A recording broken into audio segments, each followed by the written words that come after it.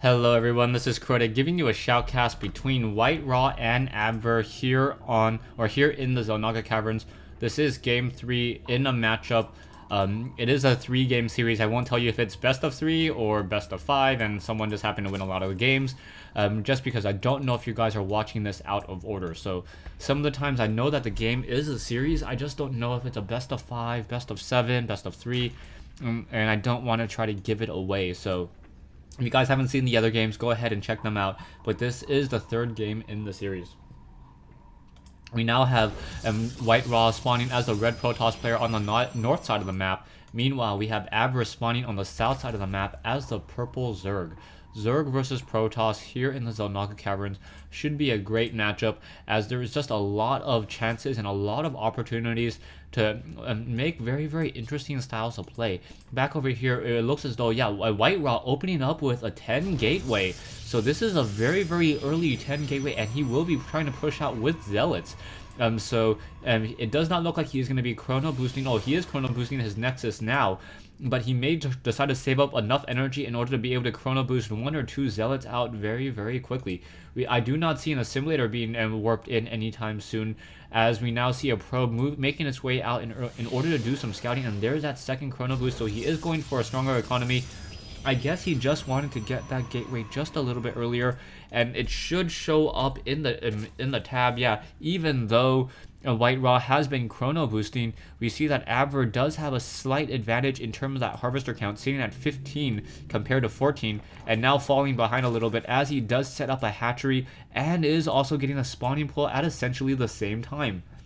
Sorry, extractor at the same time, and then there is that spawning pool. So that spawning pool is already down. Does WhiteRa see? No, he does not see the hatchery down over here, so he may think that his opponent is just going for that standard spawning pool, the spawning pool hatchery play, and that may be spell trouble for WhiteRa. WhiteRa has not seen the hatchery over here just quite yet, and is now making its way over, and he will see that the hatchery is already halfway completed. So he's probably scratching his head, wondering what exactly happened there, as we now see a drone pathing back and forth, will not allow for a pylon to be placed over here anytime soon, as now we see WhiteRa also getting a stronger economy going, finally getting that cybernetics core, sitting at 19 probes, will be able to get to 20 in just a second, as this probe continues to wander around and perhaps try to, no, he's not going to do any zapping whatsoever with his little particle beam, and decides instead to return home. Will be able to get home and deposit those minerals that he rightfully stole from the base of Abver. So Abver currently getting that metabolic boost, also getting a hatchery. The hatchery is also training Queen. So that is the only unit coming in from Zerg that you actually train. Everything else is morphed from larva. So that's one of the reasons why I suggest to Zerg players that you get even more queens. It doesn't slow down your larva production, it doesn't slow down your army production, and it is so strong at dealing with air units.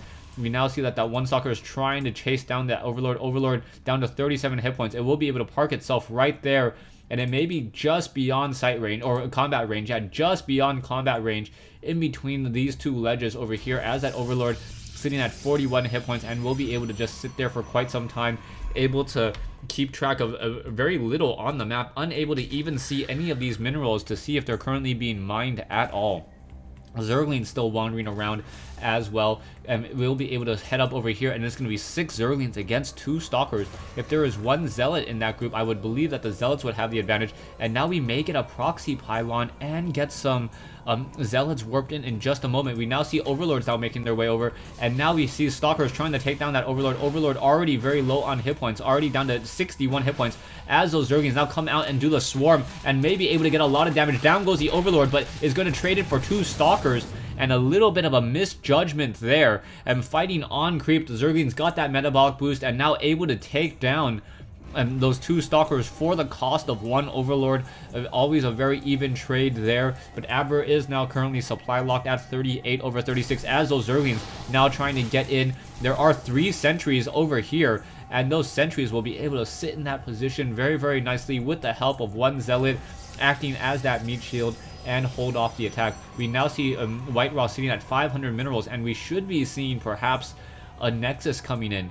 Now, I said this during a shoutcast or during the dual cast I had on Monday with the Compito Cup. Zerglings and Banelings may become even more and more popular against Protoss, especially now that a lot of Protoss players seem to be opening up with the Zealot Sentry build. Zealot Sentry build, very, very vulnerable to Banelings. As those Banelings are able to get a lot of splash damage, it only takes one or two Banelings and the help of one Zergling in order to take down a Sentry. Sentries are very low on hit points. After 2 Banelings blow up, those Sentries are down to 10 hit points, and those Zealots are very weak as well. So you can see how much damage in your head that those Banelings would be able to do against this cluster right there. 35 times 5, so 140, 170, no, 175 damage. Yeah, so that is a large amount of damage that one Baneling could do across multiple units there, as those Zerglings are now moving out. But I digress, as Abver doesn't have a Baneling's Nest, currently going for Roaches, and now those Roaches are being trained. We do see more Spawn Larva and no tech to tier 2 just quite yet, as those Zerglings now trying to come in and try to do another surround. WhiteRa doing a great job with those force fields, trying to hold off many of those units so far, as those Zealots are now getting flanked as well. Some of those Sentries are going to be in a little bit of a scary situation, as those Zerglings are trying to get more damage in. Those Sentries are now still getting more force fields in, and now warping in a Zealot in order to get a block on one of those Zerglings. Nicely done. And the units lost for Abver sitting at 1200. Meanwhile, WhiteRa sitting at 1700. Those early Stalkers that were lost, just adding to those numbers there. As Abver now getting more and more Roaches, he should be teching the tier 2 at some point, as Roaches are so much stronger and so much faster when they have their movement speed upgrade, making them faster than Stalkers. So Roaches now on their way off to the north. We do see one Photon Cannon currently being warped in. We also see a Stargate now trying to train up a Void Ray. That Void Ray will be absolutely critical in trying to deal with those Roaches, as Roaches have a fair amount of hit points, but they are armored units, so they will take that full 25 damage per second on a fully charged Void Ray. As those Roaches now try to come in, there is a decent number of Sentries. Roaches now trying to push through still, and now getting a lot of damage across some of those Zealots, as those Roaches are still unable to get any damage past those force fields. Force fields getting in the way, but more Stalkers now getting taken down. Sentries getting picked apart here, as those Roaches will be able to force down that last Photon Cannon, and out comes that hero Void Ray. That one Void Ray should be able to fend off the rest of this attack here, as those Roaches are just trying to run around the one Nexus over here. Will be taking a fair amount of damage from those Roaches. Roaches also taking down and sniping down many of those probes. But this one Void Ray already up to 4 kills, will quickly get up to 5 in just a moment. And now we see this one pylon trying to get powered down, and that would stop the production of any additional Void Rays there, as this one Void Ray still getting a ton of kills. And now Stalkers up on that high ground. In comes a force field. Zerglings now getting caught out of position once again. Roaches and now just getting sniped down even further by that one Void Ray. That Void Ray getting up to 10 kills, and now we'll be able to clean up some of those Zerglings very, very easily. However, the Nexus is taken down, and now WhiteRa in serious trouble. He is just trying to fend off this attack, as now we see another hatchery being placed down here. So Abver will be able to still continue to produce a lot of Zerglings. One of the problems with going heavy Zerglings is the amount of larvae that they require in order to produce a 10 food army is significantly higher than, say, the 5 larvae that you need for Mutalisks or the 5 larvae you need for Roaches or Hydralisks. But by getting another hatchery in play, he should be able to swarm with those units very easily. Zerglings once again trying to test the waters, will be able to get some damage onto this one Nexus. Nexus already getting low on hit points, and no, not able to get WhiteRa to cancel that Nexus, as we see another Forge currently being warped in. So really well played by Abver so far. Abver, he could take this time to perhaps expand into this location while taking these backdoor rocks out. There is another hatchery here, and now in comes the Void Ray. The Void Ray wants to get some damage in, already has 15 kills, and now there is currently one Queen in play, only one Queen, and that may spell trouble. The hatchery now taking a lot of damage from this one Void Ray here. Queen now trying to make its way over. The Queen does outrange that Void Ray, as more Queens now coming in to join in on that fight. The Queen's now coming in, and now that Void Ray needs to get the heck out of there. Did not take any serious damage whatsoever, as now that Spawn Larva is being used on that hatchery as well. The Queen's trying to take down these rocks. Queen's not going to be able to deal that much damage against those rocks. Roaches have a much better time trying to deal with those rocks, as creep tumors are now being laid down. Another Void Ray catching an Overlord in the middle of the map, and down it goes. Kasplat, and just leaving entrails all across the center in the Xel'Naga Watch Cavern. Sorry, the Xel'Naga Cavern. Yeah, watchtower and cavern combined together.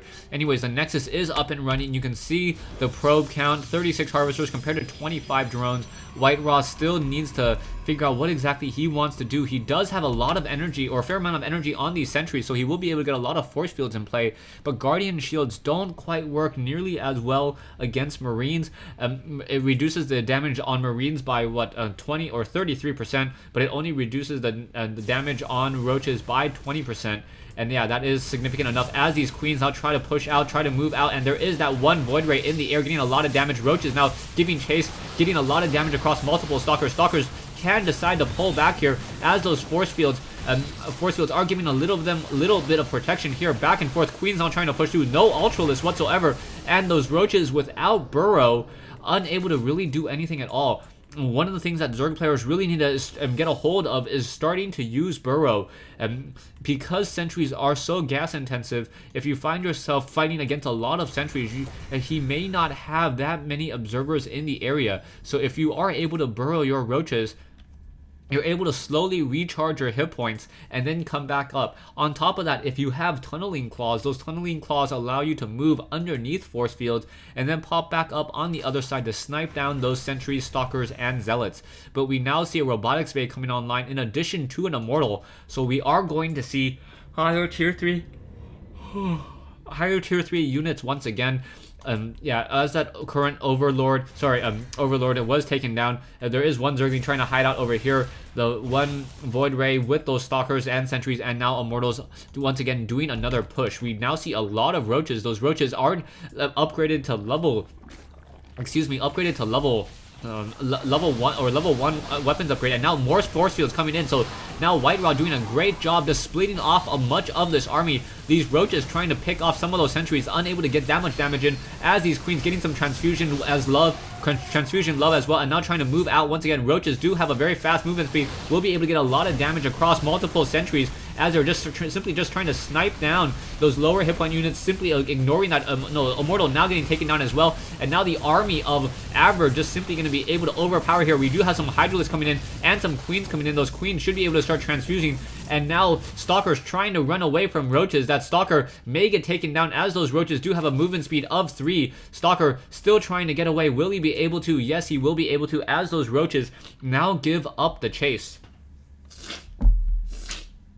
Army of Abver sitting at 2,000 minerals so far, and I misspoke earlier, as the Guardian shields actually reduce. Actually, you know what? I'm not going to even try to do the math. I misspoke earlier on the amount of damage that Guardian shields reduce against unupgraded roaches. 16 down to 14. So it is a reduction of 2, which is less than 10%. So yeah, that is... Sorry, slightly more than 10%, as we now have Colossus and Zealots now moving out. The Zealots do not have the level 1 weapons upgrade just quite yet. As I say that, we now see WhiteRa getting that level 1 weapons upgrade, now going for Colossi and Void Rays as well. So it's gonna be Roach Hydra, and now Abver doing a great job with that burrow, able to recharge his units, and those roaches also have the level 2 weapons upgrade, able to deal 20 damage per attack now with that acid saliva damage. Still need Hive Tech in order to get to level 3, so it will be quite some time, at least 100 seconds, as it does take a lot of time to get into Hive Tech, and I do not believe we even have an infestation pit, so it will be quite some time before we get into tier 3. Roach is now moving down into this location here. We see some Zerglings, Infestors, Hydralisks, and Roaches still scammering about the map on the south side so far, as we are now getting the Protoss level 1 air weapons upgrade. That is most likely for those Void Rays. Void Rays will be able to deal even more damage, and with that continuous attack and the ability to attack move, those Void Rays are going to become very, very dangerous. I do not see anything that's really going to counter those Void Rays just quite yet. No, we do see some Corruptors, so those Corruptors are going to be able to deal damage both towards Colossi and Void Rays, but there are simply just too many Void Rays right now. Those Void Rays are going to be able to deal a lot of damage, including that bonus damage against those Corruptors, but the Corruptors are not going to be able to deal the bonus damage against Void Rays, as they are not massive units. Hatchery now down over here. We see Abver running off of 3 bases. Economy is significantly stronger for Abver, currently sitting at 1,500 minerals, and now one burrowed Zergling here, and very nicely done. One burrowed Zergling with no observers in play causing WhiteRa to warp in a photon cannon here and delaying the production time and the build time on this Nexus by at least 40 game seconds. As that photon cannon is now coming online, down goes that Zergling, and now we should be seeing a Nexus as soon as WhiteRa has enough minerals. WhiteRa forced to just mine off of 8 mineral patches now. Meanwhile, Abver mining off of 16 mineral patches of blue, and then a little bit left over here, and now transferring some drones off onto that high ground. So 8 drones onto that high ground with some corruptors joining in, and that is a lot of corruptors. I hope, however, that Abver does not overly invest into corruptors, as once those colossi and those void rays get taken down, they are going to be simply useless, and with no infestation pit and no tech to tier 3, he will not be able to upgrade those corruptors into broodlords. Roach is now on the move with that Zergling army. Hydralisks are upgraded to 1 as well, as those corruptors are now in the air. Will those corruptors be able to deal any significant damage? The void rays have a range of 6. I believe the corruptors also have a range of 6 as well, as those corruptors now going after one colossus. Down it goes, and now going after some of those void rays and colossus, as those roaches now simply just swarming into this location. Zealots getting caught out of position, as now they are unable to engage the downside of these units over here, as those corruptors are just focusing down Colossus one after the other, simply ignoring the void rays, and that may be a problem, as those corruptors are now simply getting outnumbered, and those void rays are going to be able to have their way with those roaches, as those roaches now continue to move across the map. Gonna once again take down this photon cannon here. The corruptors have been finished, and now this Nexus will get taken down, and now these roaches need to get the heck out of Dodge.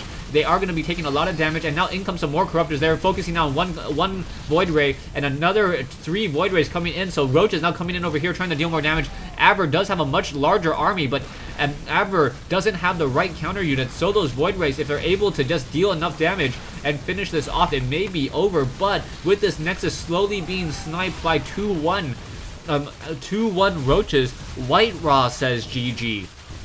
So Abver taking Game 3 in this best of 3 series between Abver and WhiteRa here in the Xel'Naga Caverns. Just really well played by Abver. Abver opening my eyes to early Zergling harassment and early Zergling rushing. He did not decide to power drone, and by producing a lot of early Zerglings, he was able to force WhiteRa to not be able to expand that early. And then by the time that WhiteRa was able to finally move out, Zerglings were still in his base at the natural expansion, taking it down and just pushing WhiteRa further and further behind. Thanks for watching. Thanks for listening. I hope you guys enjoyed this 1v1 replay between Abver and WhiteRa here in the Xel'Naga Caverns.